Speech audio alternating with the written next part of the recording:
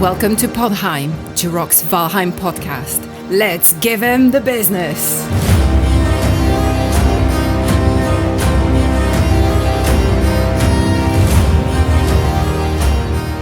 Hey everybody, today is August 31st, 2022. I'm your host, Jiroc the Viking, and today I'm doing something special. Instead of talking to the Viking crew, I'm going to chat with Kysen from YouTube. Welcome to the podcast, Kysen. Hey, Jiroc, thank you so much for having me. Yeah, I've been wanting to have you on for a while. I never thought I was going to do a podcast for Valheim or anything really, but once I started doing YouTube content and watching you back in the day and all the things that you were doing for Valheim and other things, I thought, I got to talk to this guy one of these days. Well, thank you. It's great to chat with you. And I think the podcast is a really good idea and just an innovative way of getting extra Valheim content. So good on you for that. Oh, yeah, thanks. I mean, too, as a content creator, when the game that you're mostly making content for doesn't have regular updates or things to make videos on, you kind of have to come up with other ways to create content. Yeah, and the podcast was just another one of those ways. Yeah, absolutely. Yeah, it's I think any full-time Valheim dedicated YouTube channel is struggling with that at the moment. Coming up with that new content in between updates. So yeah, this was a good idea for sure. So for the people who don't know you personally or what part of the world you're from, can you tell us where in the world you live? Yeah, so I live in Perth in Western Australia, but I was born and raised in England, so that's why my accent maybe is a little funny. Oh, I did not know that. Did you spend much time in England before moving to Australia? Yeah, I was 18 when I moved to Australia, recently turned 18. So my entire childhood and you sort of start becoming an adult when you're about 15 in England. So a bit of my early adulthood was there as well. But yeah, I've been in Australia for 12 years now. Okay, so most of your adult life, though, has been in Australia. Of my adult life, the majority of it. Okay, yeah. I always felt when I was growing up, because I grew up in Southern California in the U.S., obviously, and I left when I was 19. I joined the military, and eventually when I got out, I became a filmmaker and yada, yada. But I feel like I didn't really know Southern California, even though I was there until I was 19, because I wasn't as independent and, having a job and a car and money and, disposable income and stuff. So I felt like I didn't quite, there were things I did obviously and went around. Did you feel that too, that maybe you Australia better because you've spent more time there as an adult? Well, first of all, good on you for your service. That's very good of you to do that. Thank you. With regards to that, it's interesting because I've got my Australian citizenship now. So I am technically, dual citizenship, Australian and English. And as you pointed out, most of my adult life is spent in Australia, but I feel a lot more English than Australian. And, I tend to connect better with people I meet who are English versus Australians. There's that level of, you've just got a different sort of understanding of like humor and situations and things because you grew up in the same part of the world. So, and I think Australians as well would definitely say I'm English. I don't have that Aussie knack to it yet. So I'd say I feel more English, yeah. Do you have any phrases or colloquialisms that you carry from England that you still use in Australia that people call you out for? Yeah, I do. It's funny. I've got this group of Aussie mates and I walked into a bar once. I was trying to see where they were. And when I saw them, I shouted out, "Oi, oi," which is just like an English thing. And they were like, well, why did you shout "oi, oi" at us? And then I explained it, and now it's like they love it and they use it all the time. Calling people a lemon, a muppet, just little things like that. Yeah, there's definitely some words there. But I found like my Aussie group of mates really like those words and I've sort of taken them on. So much so that one of my mates' girlfriends got really annoyed because he kept saying English things. So yeah, it's definitely a few words there. Well, I'm sure the reverse is probably true then too. You've probably picked up some sayings in Australia that when you speak to people, who are more from England, maybe friends or family back home, they probably pick up some of those Australian phrases from you. Yeah, absolutely. Like my family all say I sound Australian, and then all the Australian people I know say I sound English. So I'm sort of in between the two. But yeah, there are things like you do change the things you say a little bit.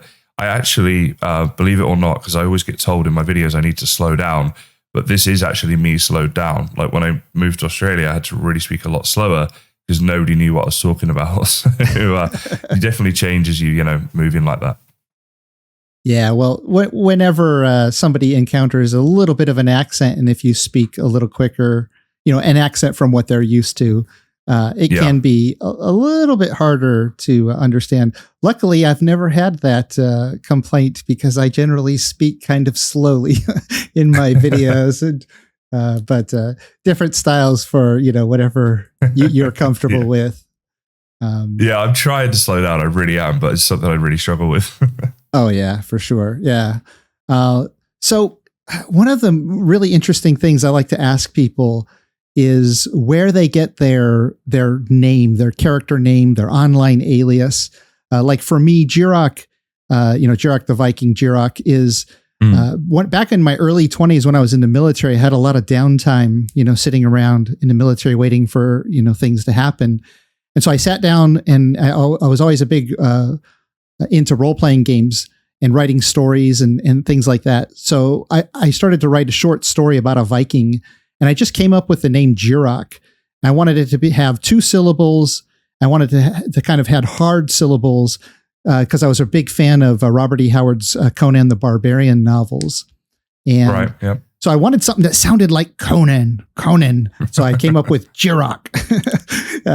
So just kind of a funny little story how I came up with that. And I think I mentioned it once on my podcast earlier, but where does the name Kysen come from?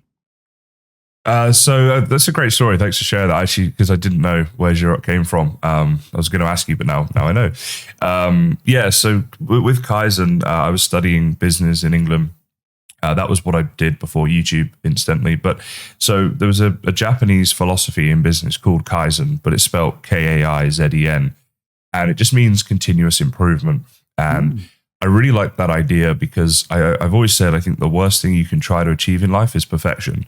It's so counterproductive and can cause like anxiety and stress. And it's better to do like 10 things at 80%, rather than 2 things at 100% because you spent all your time on that.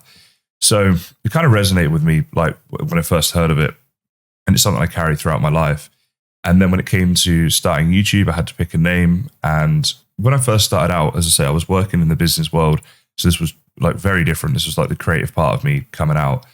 And I didn't really expect to get like where I am today, where I'm doing it now as like a full-time thing. It was just like a hobby, but there was always like a little part of me that hoped that one day I'd do this. So I was like, well, I want the name to mean something because it's the name I'm going to stick with, for the journey, however long it lasts. And I thought, well, yeah, Kysen, I'm not going to be great at this when I start out, but if I can keep improving, then hopefully one day I can make it. And then back then I was doing Minecraft, and the Kaizen spelling was taken in Minecraft, and I wanted to have the same name across all my socials and everything else. So I was like, well, I'll find a variation of that, and Kysen was the one that worked. Oh wow, that's a great story. And yeah, the common spelling of a really popular word like that, I could see it being taken in games and the .coms and everything. But yeah, coming up with a unique spelling to say the same word, that's pretty cool. It was actually, like a bit of a blessing in disguise, because now the Kysen version isn't taken on almost anything I look at, so it's kind of useful. Yeah, it's a really unique name too.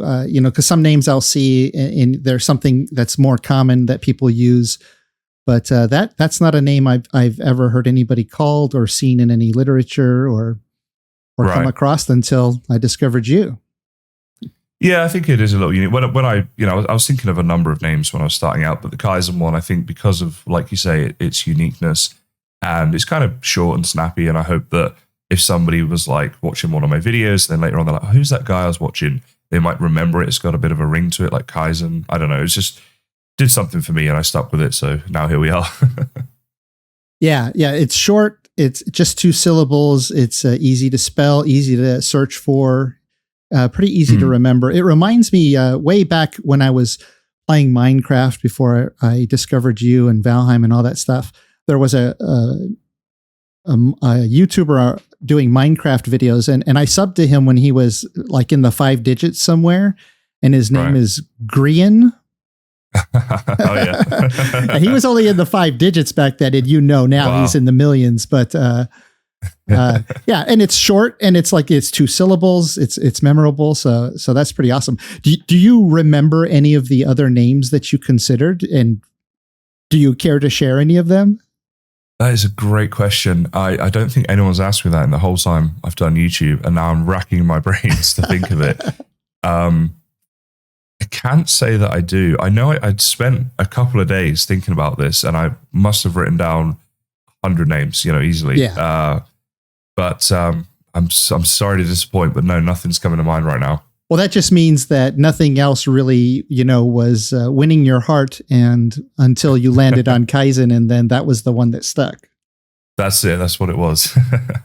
I like to discuss the evolution of a person's video game history. So with you, what are some of the earliest games that you remember playing when you were very young? Yeah, so my earliest memories of video games are actually in like arcades and things, physical arcades you'd go out to as a child, which would be normally like when we were on holiday with my family, and they'd take me out and we'd go to the arcade, and that was my deal. Then I'd be good through dinner so my parents could enjoy their dinner. Exactly. So it's things like pinball.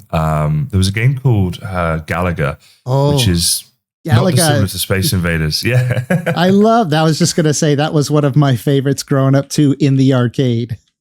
I used to love it. I was so good at it when I was like 9, and I played again a few months ago, and I was absolutely terrible. I was really disappointed. But it was things like that, like pool, like billiards. I used to play loads of that. I was really good at pool as well at one point. I was sort of considering looking to go down that as a career path at one point in my life. So I spent a lot of time doing that as a kid.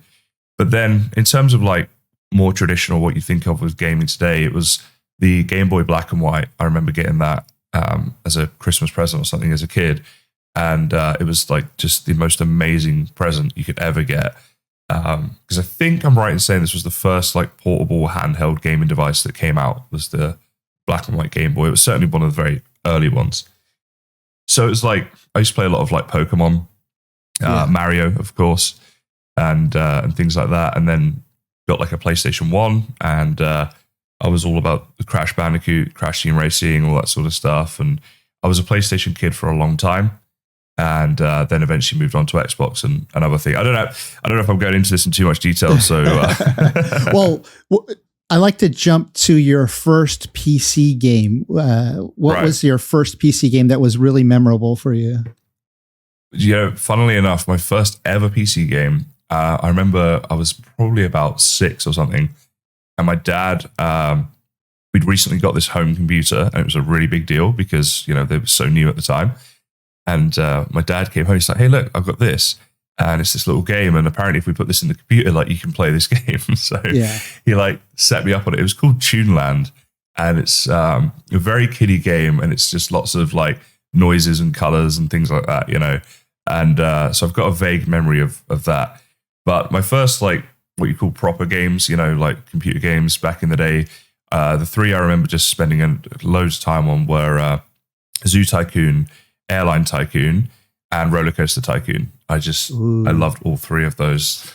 Yeah, the Tycoon games. Those are the games where you kind of build up whatever the theme is, like a theme park or whatever it is, right? Kind of like a city builder. Yeah, that's it. Yeah, like a real-time strategy where you're building a business, and like you say, it might be the zoo, the roller coasters, theme parks, whatever the theme is. Oh yeah, yeah. I played a little Zoo Tycoon back in the day.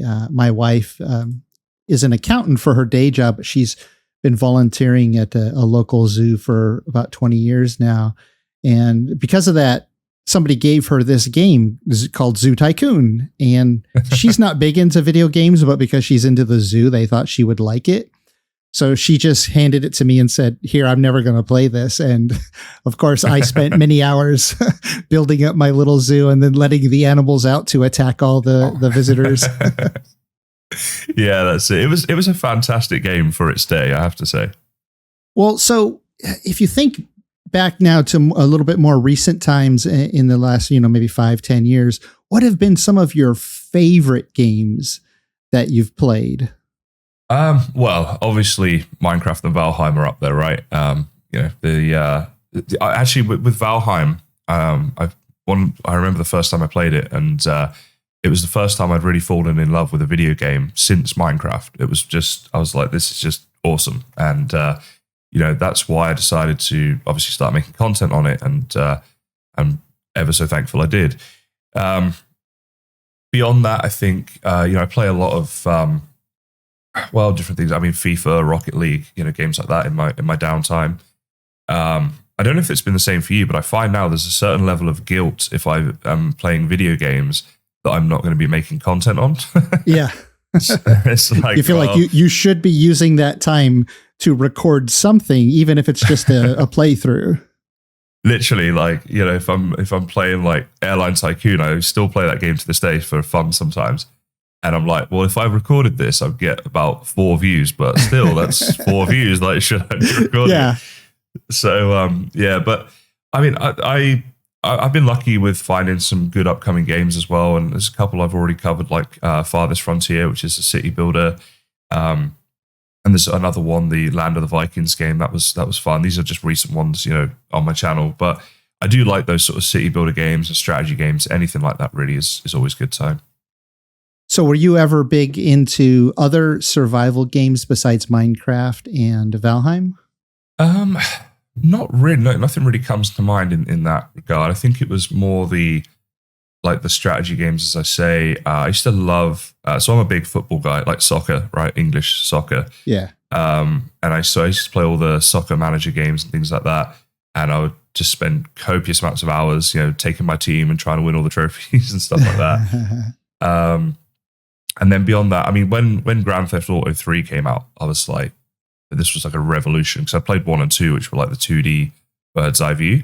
Yeah. So when you had like number 3, I was like, wow. And so I've always enjoyed the Grand Theft Autos since then as well. But in terms of survival, it's really been Minecraft and Valheim that have been the two that I've spent any serious amount of time on. And so you're not big into MMOs then, huh? And have you ever even tried any of them? Not really. I did a lot of RuneScape back in the day. When I was a kid, that was obviously like just for fun. But yeah, I never got into like the World of Warcraft scene, or like some of the more modern ones, the shorter games like, League of Legends and things like that. I not really got into those so much. Okay. Yeah. There's interesting things that I wish some of the MMOs had from survival games, and vice versa. I wish some of these survival games had a few elements that the MMOs had, but luckily there are so many great modders out there that they're providing actually some of this content that I feel, Valheim or, Minecraft, of course, has tons of mods and different things to it. But modders add a lot of that functionality. But talking about Minecraft, how did you discover Minecraft? Do you remember like that day where somebody tried to tell you about it or you came across it? Because my experience was a friend of mine who we played MMOs together said, yeah, there's this really blocky game where the graphics are really low and you go around and you place blocks and you build houses and do stuff. You should really check it out. And I thought, there's no way I'm going to play some low resolution blocky game when I've got these really cool MMOs to play. And so it took me about 2 or 3 years before I looked at Minecraft, and then, oh my goodness, it was amazing. But do you remember how you discovered it? Yeah, I do. It was actually my younger brother who got into it before me, and he was just like going on, you got to try this game. You got to try this game. And he's probably going on at me for literally about a year before I did try it. And I still remember the first time playing that game, like quite vividly. It's weird how well I remember, what I was doing on there. I remember finding my first diamond ever in Minecraft, and the little like house that I was building and stuff like this. And yeah, I fell in love with it as soon as I started playing it. I was like, wow, this game's incredible. And this is back when it was like, well, probably about 11 years ago now. It was a long, long time ago. So it was very different to Minecraft today. But yeah, even so, I was like, this is an awesome game. Yeah, no, it's pretty amazing. A lot of the people on my servers, they have no experience with Minecraft, and I don't want to distract them from Valheim because Valheim is so fun. But I tell them you got to try it at some point in your life because it's pretty amazing the different things you can do. Yeah, absolutely. With it. So, although, if you started Minecraft today from scratch, I feel like there's a lot to learn compared to when I started. Like, it's become so much more complex now over the years than what it used to be. Yeah, now that's a really interesting point that you raise, because I know over the years, if a game has been out for several years and it, has had lots of expansions and content added, I kind of feel a little less willing to try the game because of that, because there's so much to learn. As a matter of fact, I've even tried to go back to games that I played years ago that are still running. And because of there's so much content, I just feel completely lost. So there is something special to getting in on a game early, like with Minecraft, because they have so much content and new mechanics, and with the warden, all these things now, and us getting involved with Valheim in early access. I think it's kind of a bonus for us because we're not overwhelmed by it because we get to learn each stage of the new content. So I kind of feel lucky that I've discovered it so early. Yeah, definitely. I think, this is sort of, for you and I, you look at it in two ways, right? It's the enjoyment of the game just as gamers, but there's also the content creation side. And I think in terms of content creation, being there from the early access and from the start was just huge. I think it's like if I started to make Valheim videos today, I know I wouldn't get 10% of the success I'd had, from it. So being there early was obviously like crucial for that. But definitely the whole thing about learning the game and learning each aspect as it comes through, rather than retrospectively learning, years of development, then definitely makes it a lot easier, I think. Yeah. Yeah. I remember I started making YouTube videos for Valheim like 2 months into its release. And I saw people like yourself and many other content creators just getting tons of hits on your videos. So, I would try to model the videos, at least like how to present a thumbnail and how to present information after some other, successful content creators. And then I'd sit there and I'd be stomping my foot wondering, why do I only have 27 views? Yeah, that was me with Minecraft, for like years. I got not many views at all, relatively on Minecraft. And I was, like you say, modeling myself on some of the bigger creators and trying to do what they did. But that's the thing. YouTube can be really frustrating until you sort of get the hang of it a bit. And even now, like I'm sure this happens to you as well, where you think, okay, this video is going to get a ton of views and it just does nothing. And you're like, damn. And then the other videos where it's like, I don't think this is going to do much. And then it gets loads. And you're like, oh, okay. So you're always learning, aren't you?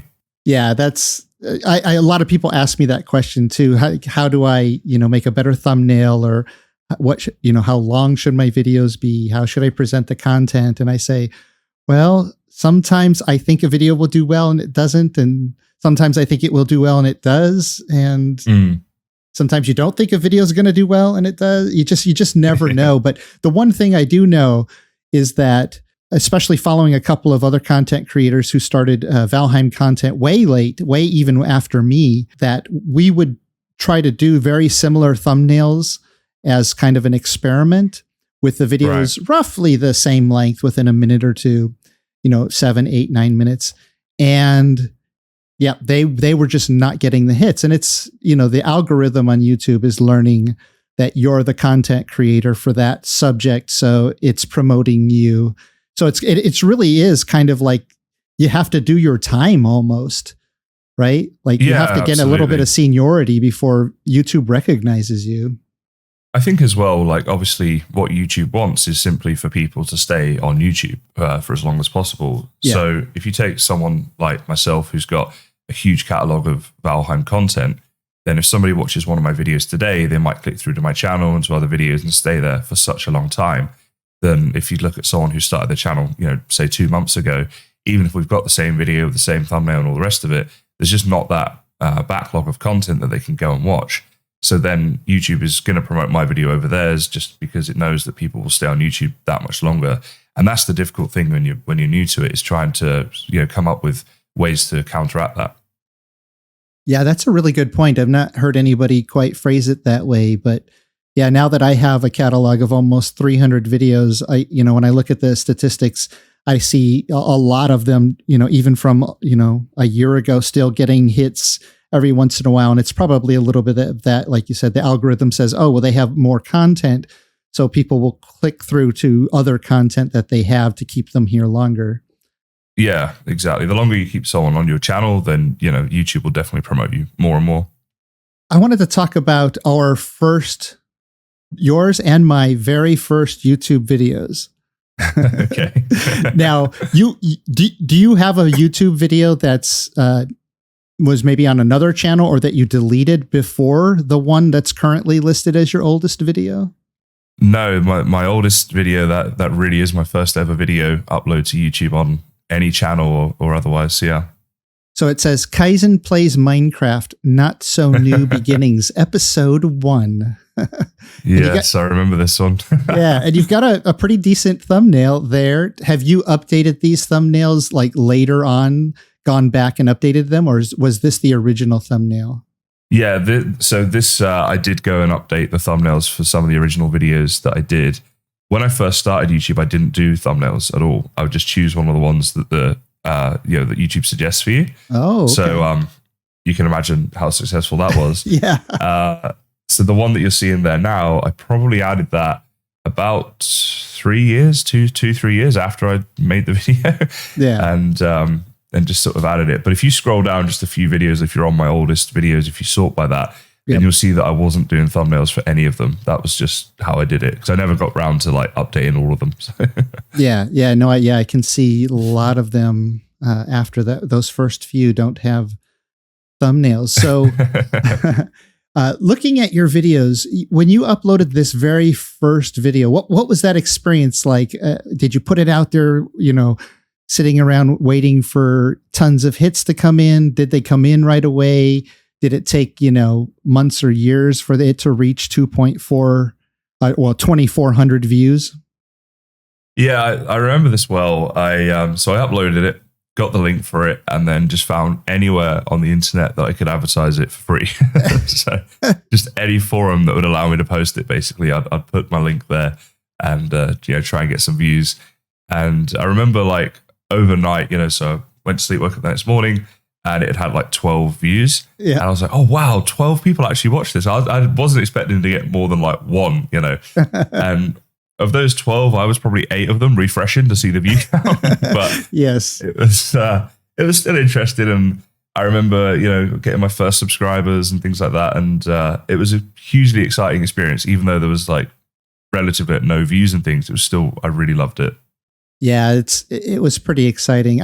So my first video was a Valheim video. Well, I tried a couple of other games videos here and there, but I didn't really continue to pursue them. Like I made a few for Empyrean, another space survival game, and some for 7 Days to Die. But I didn't. My heart wasn't there, and I wasn't really into it. Then the pandemic hit. They didn't have much work in real life, so I started making Valheim videos. But my first video was. It's just a video that says like you're building wrong. And you know how your character is offset a little bit to the left of the crosshair? Right. So when you look over your left shoulder to place to extend a bridge that you're building, you can place it. But if you look over your right shoulder, you can't, because your body falls off the platform before you place. Yeah. So I just thought, well, this will make a great video. I'll get tons of hits. Right. Yeah. And I think after about a week, I maybe had 120 or something, but that 120 got me so excited. I thought, wow, people will actually watch my videos. Maybe I should make some more. It's an interesting journey. Like obviously you've been on it yourself, recently hitting 10,000 subscribers, which is amazing. And congrats for that. It's a great achievement. Oh, thank you. Especially in the time you've been doing it. It's amazing. And, it's like you say, your first few views mean like almost as much to you as when you're getting videos that are doing 10,000 views, because you just sort of, your expectation grows a bit over time. You push yourself, and every little milestone is so exciting and so rewarding along the way. And I think that's a large part of what keeps us going, as content creators. Yeah, definitely the milestones help a lot. If you have a video once in a while that, gets 2, 3, 5 times as many hits as, your other videos, that really helps to encourage you to make, more, kind of like to throw more darts in the dark, hoping to hit the board. Or just a milestone. Like I remember when I hit 1,000 like that, or your first 100, right? Because that's when you get your custom URL, and then 1,000 you get to monetize. And then, every 1,000 after that just seems like a huge milestone. Absolutely. Yeah. And I just want to take a quick break from the show to share with you one of my sponsors, the Grimfrost, an amazing company that sells really, really cool Viking products. They have over 1,000 different modern and historical Viking products. If you're interested, you should check them out. I have a link in the description, or you can go to my website, jiroctheviking.com/Grimfrost. Now back to the show. So looking at your videos here, a lot of your early videos, they don't have a lot of hits. They're still in the low like hundreds and whatnot. Obviously, this is like 5 years ago. But you have a video here. Let's see, where was that first one? There it is. So you have one that says tutorial, sell enchanted items with chest shop plugin. And it looks like one of your first big successful, you must remember that because it hit 5,100 views, right? You must remember that one. It did. I think I'm just actually going to get into the back end of this video right now, because from memory, it took a long time before it actually got any views. So although it's like, it looks okay now, I just want to see if I can put this on lifetime and get the views. Sorry, just bear with me like real second. Okay. So it did I think it took, quite a while before I started to get many views on it. But I think it was kind of a pivotal moment, because there was that one there, and then there's a few other tutorials after that started to do well. And it was probably about 6 to 12 months after making those sorts of videos that I actually hired a YouTube coach and spoke to him and said, look, I've been doing YouTube for such a long time now, and I love doing it, but I'm not getting any views. I'm just doing it as like a hobby, and I'd like to change that. And he looked through my channel and said, look, you obviously need to focus on tutorial content. That's what's getting traction. So at that point, I sort of switched and started making a lot more tutorials.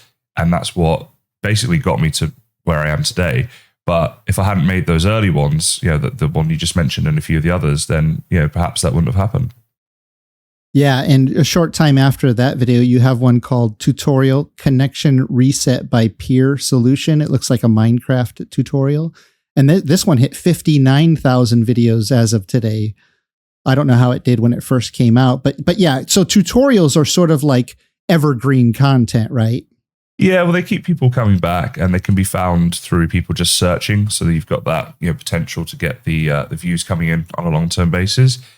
And to me, certainly when I first started doing the tutorial stuff, it was just a case of I was having problems. I was spending a lot of time on Google trying to fix the problem. And I was like, it'd be great if there's just a short video that just explained this, because it's not that hard to do. You just need to know what to do. And so that's, how that started. So it's a problem you discovered, and then you found the solution and made the video.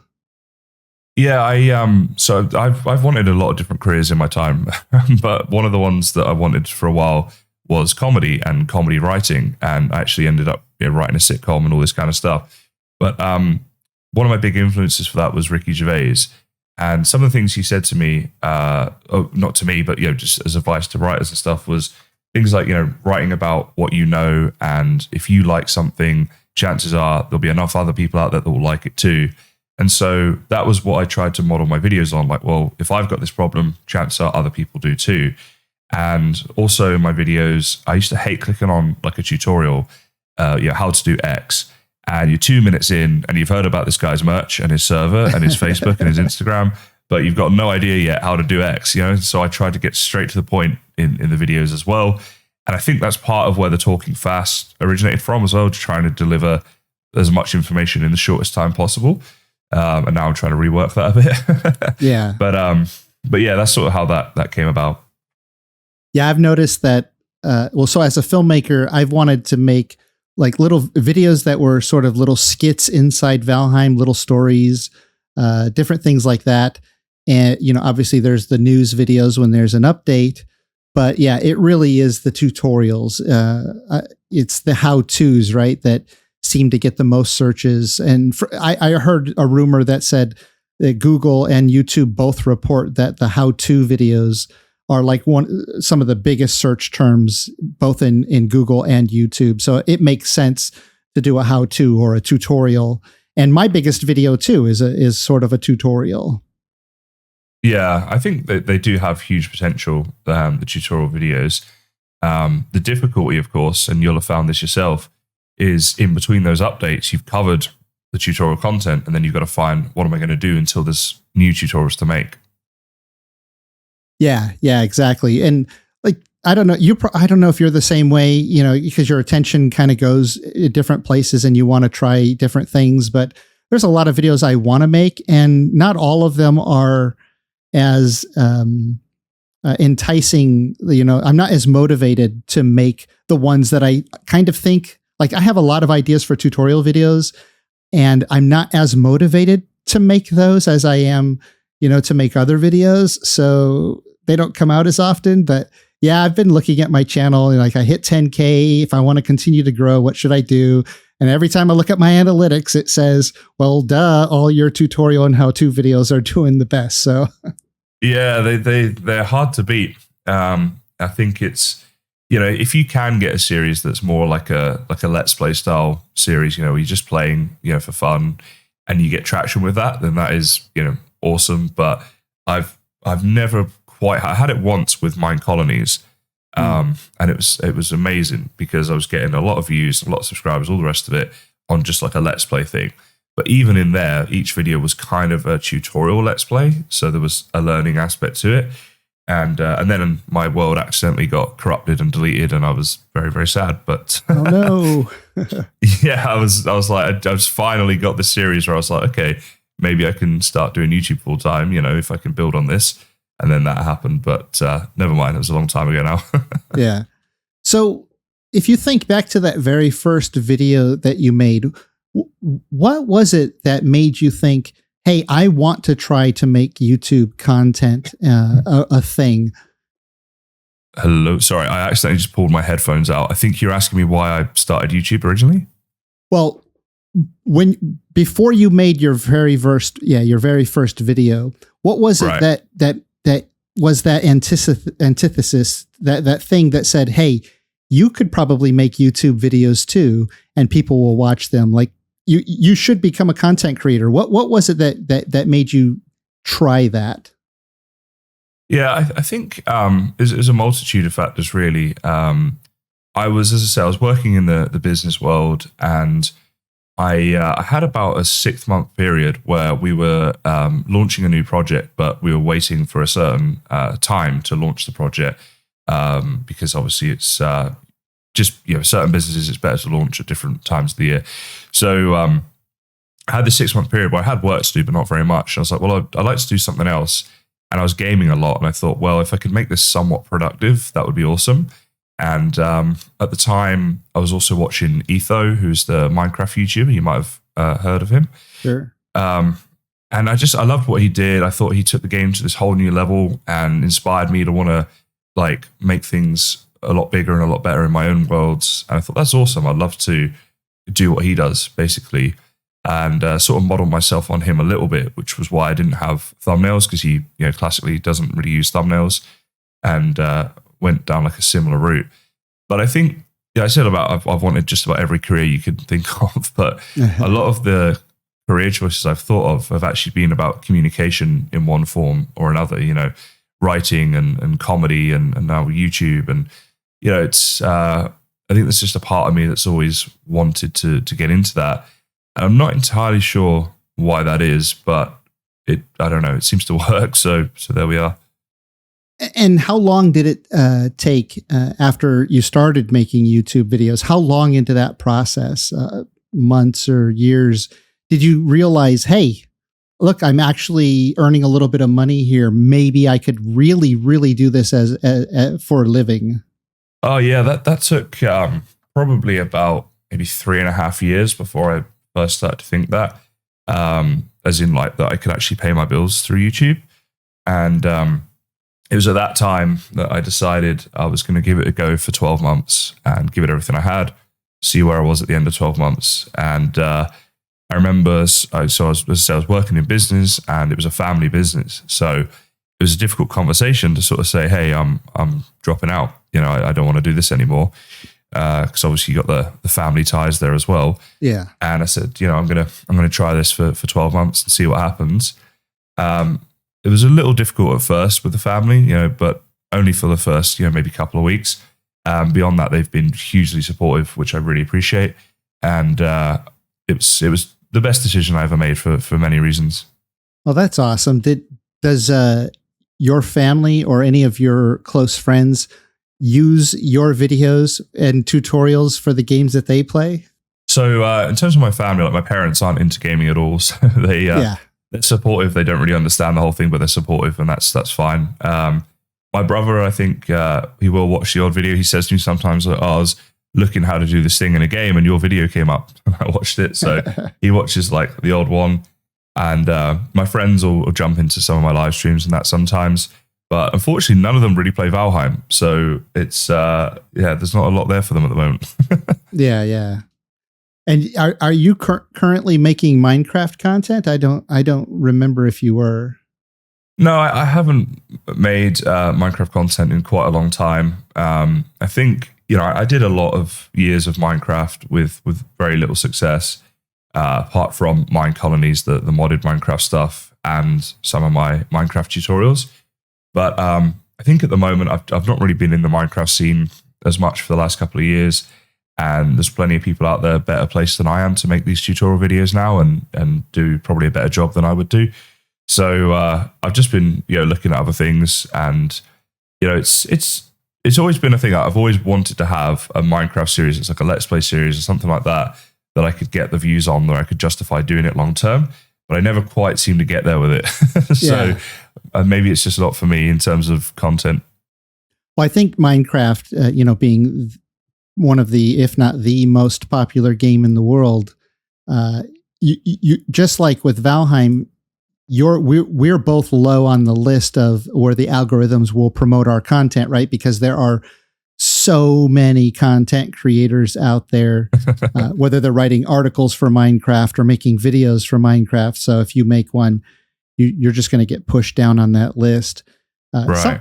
Something that, I've been asked a lot from people about how to become a content creator. And some people don't realize how much work that goes into it. So, I say, well, you want to be consistent. You want to have, at least a video a week, if not more. There was a time I was putting out at least a video a day, like months and months in my early days. I was just kind of throwing darts, in the dark, trying to, what kind of video is going to get attention. At your peak of like effort put into it, were you putting in more than 40 hours a week into your content creation? Yeah, definitely. I think when Valheim Hearth and Home came out, so I'd already, when I first started Valheim, I was just like, I'll give it a go, see what happens. Then I got the success from it. And then I was waiting for Hearth and Home, like all the content creators were. But I knew, like, okay, I've got something here. this is you got to make hay when the sun shines, as they say, right? And this is your time to push your channel.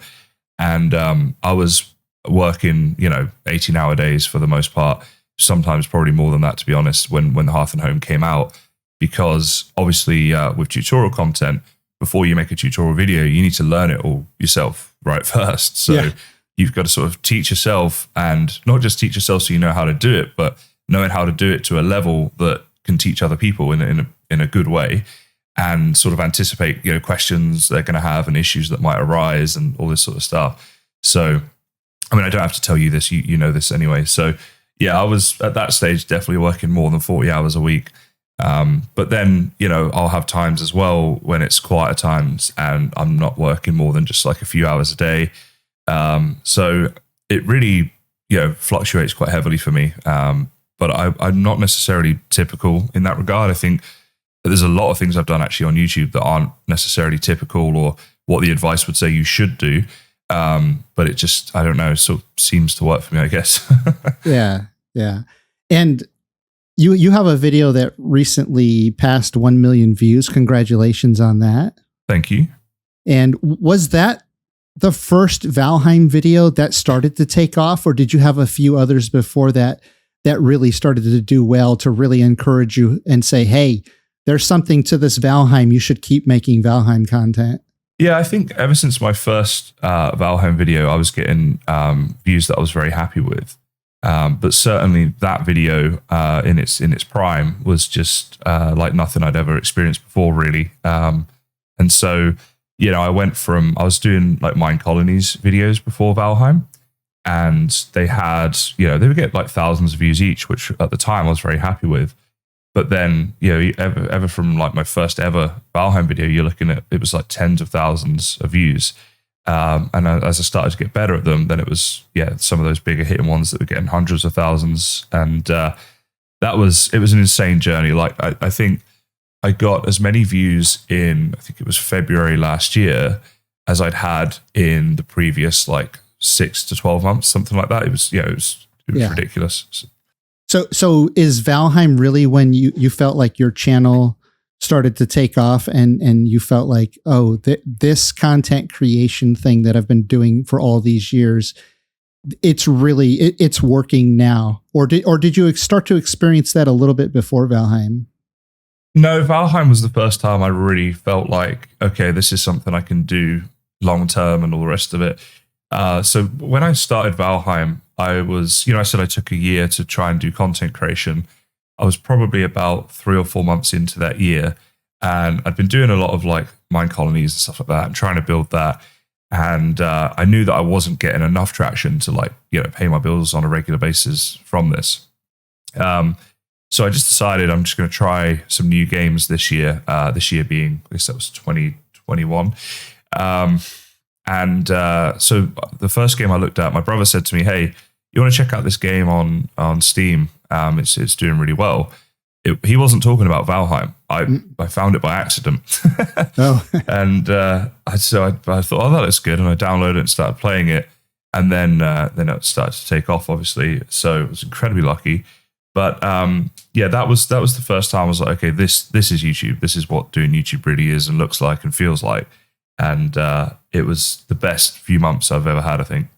Yeah, that must have been pretty exciting for you and for a lot of content creators, because it's what really inspired me to finally take it seriously. I mean, there's been, being a filmmaker for 25 years, I've, seen YouTube in its early days, and then, people producing various content, and we would kind of always raise our noses at YouTube, us filmmakers, like, we're not going to put our content on YouTube. We're going to try to sell scripts and make little short films that get, picked up into feature films or TV shows. And, I was trying that all the way up until, recently for, 20 years or more, trying to get, something launched, and came close a few times.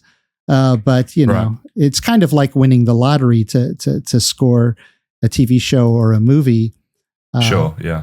And then, I have the pandemic to thank for giving my life a different direction where, because I used to beat up on myself. I'm like, hey, you've been doing this for 20 years and you don't have that big show or movie produced, Right.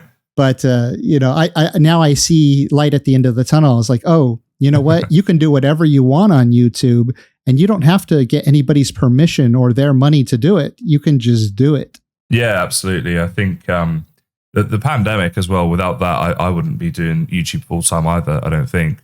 Because in 2020, it was 2020, I was supposed to be traveling for the entire year. And I was doing content on the way, but, it was difficult, as you can imagine. And then the pandemic hit, I came back, I was, stuck in my house for a long period of time, like everybody else. And I was like, I'll just get back into making a lot of content. And that's when I really fell in love with like making content. And I was like, yeah, this is what I want to do. So yeah, without the pandemic, I think a lot of YouTube channels were made because of that pandemic. Yeah. And so now shifting subject just a little bit, you still run both Minecraft and Valheim servers, is that correct? Yes, I do. Yep. So what made you decide to start Minecraft servers? Was it just the community through YouTube kind of interacting with them and seeing that there was a need for a server that people would be interested in? Yeah, I think so. I started my first Minecraft server when I had 500 subscribers. So it's quite a small channel, obviously. But I had a few regular people that were coming in, and I thought, well, if I can, harness this community a bit, then we can do some stuff together, and it could be fun, and maybe add some content. And obviously, it was a way of me monetizing a little bit as well. And I think the thing is, like, I think it was it Steve Jobs or someone who said about, you'd rather have a few people that are diehard fans than loads of people that are just, fair weather fans, if you like. Yeah. And I think, if you can create that community behind the content where you've got people that are really engaged and that you almost become friends with these people, really, even though you only know them online and whatever, then, it's really nice to have that kind of support network and stuff. So that was my inspiration for starting those servers, back in the early days. And it worked well. And in fact, some of the first people that joined that server are still in my community today. My first 2 Patreons ever recently sent them a trophy for being with me for 5 years each. So, nice. It's incredible to have that still. Yeah, it's, I have to admit, I did take a lot of my modeling of both my content creation and my servers from what you were doing, because I looked at what a lot of others were doing, and most people who were doing Valheim content, especially in the early days of Valheim, they kind of jumped around to a lot of different content.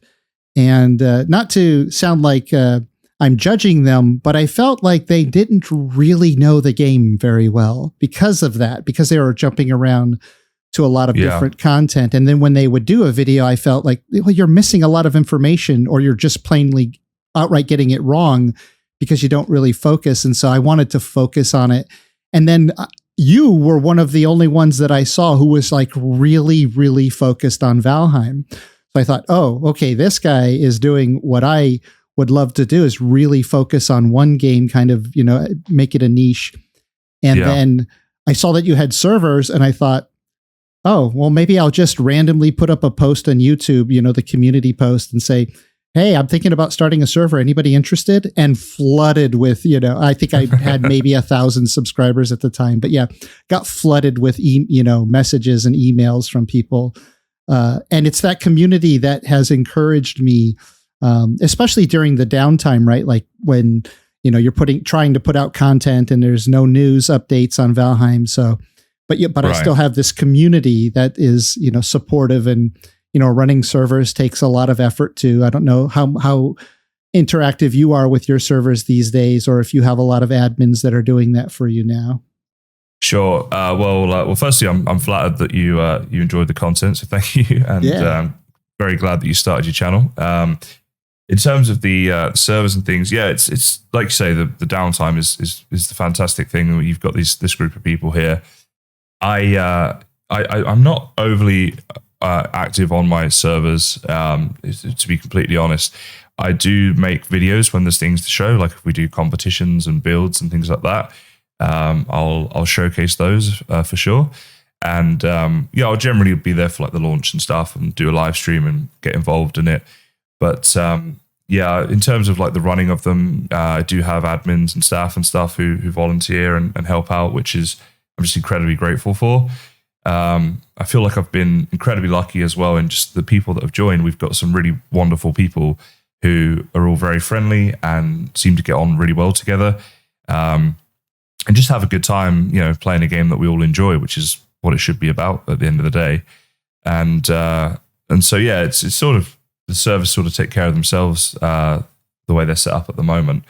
But definitely a great asset to have. Do you lament the fact that you don't have as much time to play games like Valheim or other games because you're always, busy trying to be a content creator? Because I know I do. Like I'm sort of the same way, where my servers are kind of running themselves. The staff is running themselves. It's a great community. And I come in to record events or stream events. And once in a while, early days, I used to do like more. I would try to play more too. And I just find it, I just don't have any time to actually play any game, not Valheim or any game. Yeah, no, it's definitely a thing. When you're a content creator, like we said earlier, that guilt you feel almost if you're not recording. I do sort of wish I had more time. It would be fun to have like my server, for example, where I just go on there and I play and I don't worry about making content. I just hang out in the voice chat with people and stuff like that. But as you say, the time is the difficult thing. And, I work from home like I think most content creators do. And it's a case of like, you're always in your office, and it's so hard to not do work because obviously we don't get a salary. We work for ourselves, and it's a very competitive industry that, the amount of effort you put in does seem to directly reflect on the income that you receive each month. And, when you're doing it as a hobby, that's one thing. But when you've literally got bills to pay and you have to hit a certain number of views and things, you've got to do that. And that has to come first. So yeah, I definitely, it would be nice if I had a bit more time to spend with the people on my servers and things. But it's just the nature of the job, I guess. Yeah. I always feel guilty if I spend even 20 minutes playing a game and I don't record it. Yeah, literally. This is probably the first time anybody's going to hear, but from my server, I'll say it quietly, maybe they won't hear.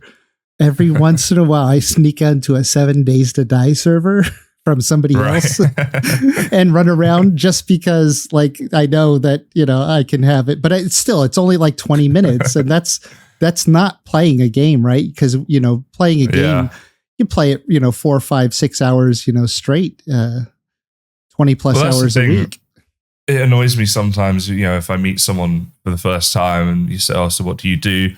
And I say, "Oh, I'm a YouTuber and I make gaming videos." And they say, "Oh, do you just sit around gaming all day?" And I'm just like, no, I really don't. I get why they think that, but I wish some people were just a little less judgmental and more inquisitive in asking rather than telling me that I just sit there gaming all day. It's like, no, I really don't. Well, yeah, I think that's a little bit of jealousy projected from those people, because I get that too. Like they all, many of them have even asked me, "Ooh, maybe I should start a YouTube channel on this interest that I have," and I'm like, "Yep, good luck with that," because it is a lot of work. We were at a barbecue once, and my wife makes really good money. She's an accountant for a big company in downtown San Francisco, so she does well. And if not for her, I probably wouldn't have been able to be a filmmaker for 25 years, because I've had really good years and really bad, but she's always had that steady income. But yeah, so we're at this barbecue and somebody, said the same thing. "Oh, so you just play video games all day? That must be a great job." And my wife looked over and she says, "He works about twice as many hours per week as I do." And he makes a fraction of what I make. So, try to figure that out when you're trying to decide to change careers. Literally, I think if you get into YouTube, especially if you get into gaming, we do it for the love of what we do. It's not like for the Ferraris we've got parked in our garage. It's not like that's what happens. And sure, there are YouTubers that have got to that level, but you could probably count them on one hand. Like it's so rare and difficult. And I also think if you go into YouTube and that's your motivation, you won't do it, because you've got to get through the hard times, and if you don't have that passion, then you'll struggle to do that. Yeah, you have to really love it. And yeah, as a filmmaker, I've just gotten used to making things that I love that nobody wants to watch. Well, I think you've cracked it now. You're getting a good audience there on YouTube now, so you've done something right for sure. Yeah, it's been fun. Just before we close up, I wanted to ask you quickly just a little bit about Valheim itself.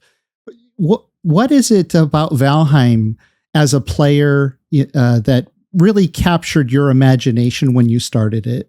Yeah, I think when I first started, what really got me was you just so much to explore and to adventure, and so much unknown that's out there. You just start running around, and it's there's a lot of unexpected things when you're new to the game. I think in the first few hours of playing, I had a troll coming at me out of nowhere, and you've got the graylings and things, and so it was that sense of adventure. It was from someone who'd come from Minecraft, a more realistic survival game, which I really liked. And, like in terms of the graphics and things, not so much the trolls and dragons and such. Yeah. And then, as I got to know the game better, I think it's the freedom in terms of if there's something you want to do in the game with like building things and making things, the only limit is your imagination and how hard you're willing to grind, because obviously it's a grindy game at times. So I think it just ticked a lot of boxes in what I look for in a game. Yeah, especially coming from Minecraft, because I felt the same thing. People ask, well, what is it like? And I say, well, it's kind of like Minecraft, but with a Viking theme and slightly better graphics. Yeah, that's it. Can you tell everybody what you're working on now on your channel? I noticed you were delving into another game right now. Yeah, I've been looking to branch out a bit. The downtime between the Valheim updates is difficult, as you know, and I don't like to make a video if I feel like I'm not adding any value with that video, or it's been done before, or whatever else. And with Valheim, like I say, the tutorial content now, I feel like I've done everything I can do tutorial-wise, unless I started to get into build tutorials, but that's never really been my thing as such. And so I figured, until like when Mistlands comes out, I'll be 110% Valheim again, all the way until that dies down. So as far as I'm concerned, Valheim is absolutely number one priority for my channel, and that's not going to change anytime soon. But just during this downtime, I've been getting back to some games that I've enjoyed, like these city builder games and things that I've been trying. And they've been doing well for me in terms of views as well, which is great, and bringing a bit of a new audience to my channel. But it's really just me in a waiting period for the new Mistlands to come out.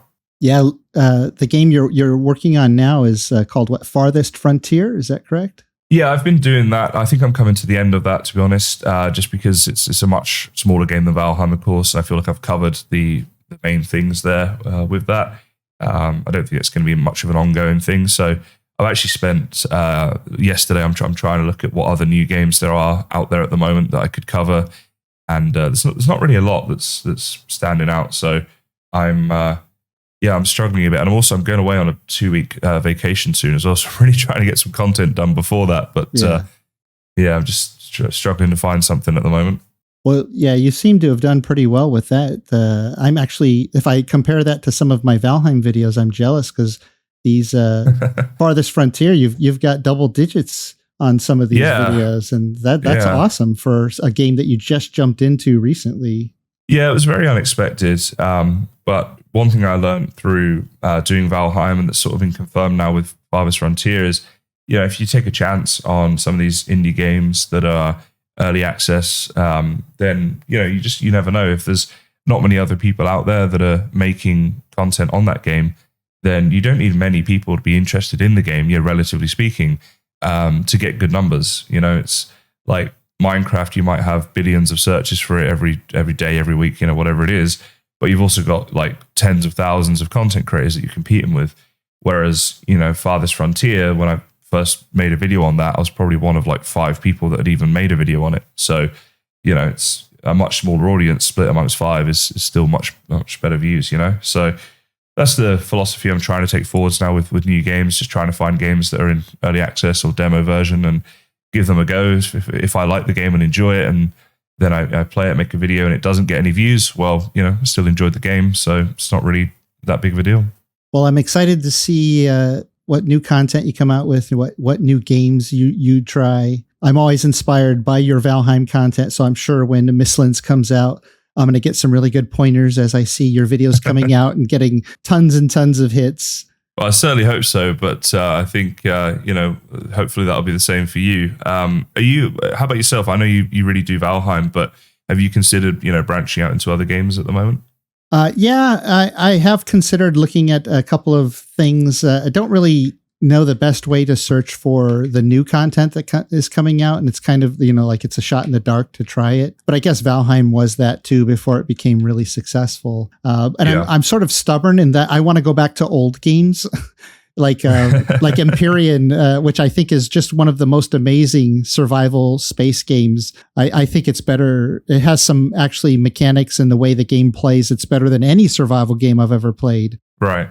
And then 7 Days to Die. I don't know how much you've played that, but that is still and will always be one of my all-time favorites. And so, yes, I would just love to go back and make tons of content for those. But, they have small audiences right now looking at the Steam charts of how many people are playing. And there's already a few YouTube content creators out for them. So, yeah, it would probably be hard, but I don't know. I don't even have enough time to make the Valheim videos that I want. So I don't know if I'll be able to make videos for other games anytime soon. Yeah, that's it. That's the thing. It's like, if you're making a video on one thing, then you're not making it on the other, and you've got to figure out your time and stuff.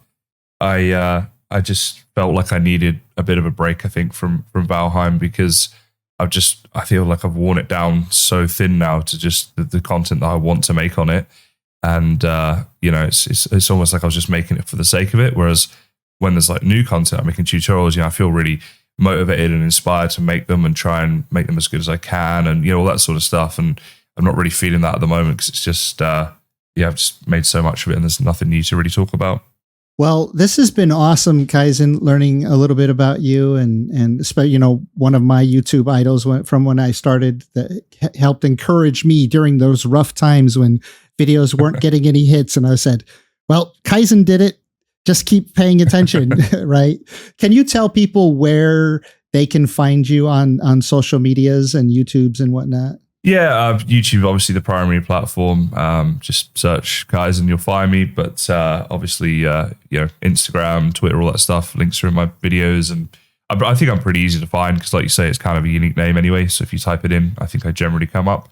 Yeah. Thanks for having me, and I'm very, very flattered by what you've said today, to be held in such regard by such a fantastic content creator like yourself is awesome. So thank you for that. That's my ego didn't need to be any bigger if you ask anyone around me, but now it is. No, it's been awesome. All right, well, thanks very much, Jiroc. Really appreciate it. All right, you have a great day. And you, mate. See ya. Thank you for listening to Podheim, Jiroc's Valheim podcast. We have new episodes coming out every Friday, and if you enjoyed listening, please support us by subscribing to the podcast on your favorite platform and leave us a rating and a review to help more Vikings find us. We also have a Patreon with perks for supporters like behind-the-scenes discussions, exclusive content, and segments that are edited out of the main podcast. And if you'd like to join our friendly Discord community, we have more than 1,000 people there. Just go to discord.gg/Jiroc the Viking. If you'd like to play on my Valheim servers, just go to my website at jiroctheviking.com and submit an application. I'd like to give a huge shout out to my supporters, some of them on Patreon, the YouTube membership, and the ones who help boost our Discord server. Your support means the world to me and inspires me to make more videos, as well as run a community Discord and multiple Valheim gaming servers. If you enjoy my videos and would like to support my work, join our friendly Discord community and Valheim servers. Links can be found in the description below. Skål!